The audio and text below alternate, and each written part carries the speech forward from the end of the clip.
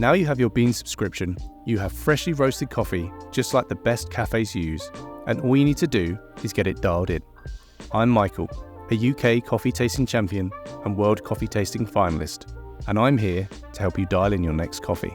Coffee can feel at times like you're in Alice in Wonderland, falling down the rabbit hole, with a seemingly endless well of knowledge to understand and know. Hopefully, with this video, you'll feel more comfortable taking those first steps into learning the foundations of great espresso. Let's dial in the Eclipse by Kickback on the Oracle Jet. Now, assuming you have placed the single wall double shot basket in the portafilter,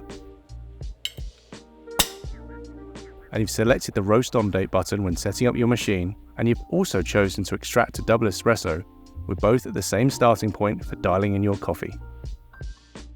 Here's what my bar setup looks like from accessories to placement. Pause here if you need a minute to set yourself up to brew along. At a minimum, grab a dry towel. This coffee is the classic full-bodied house single origin. It's from Nicaragua, and the roast really accentuates the chocolatey, sweet, nutty profile. For this coffee, we landed on grind setting 15. Your setting may be different, and that's okay. This machine will guide you to the correct number for the best extraction. Grab your portafilter and wipe it out with a clean, dry microfiber cloth. Insert the portafilter into the grinder and gently move it to the right, or press the grind icon on the screen. This will start grinding your coffee into the double shot basket. While this happens, I'm going to purge the group head to remove any residual coffee and refresh the hot water. Press and purge. My starting brew recipe is 19 grams of freshly roasted coffee. We're looking for 25 to 32 seconds of total brew time, which should result in just under 60 mils or grams of espresso into the cup. And there it is, the green icon. We did it. Just like that, the Oracle Jet grinds, doses and tamps perfectly every time.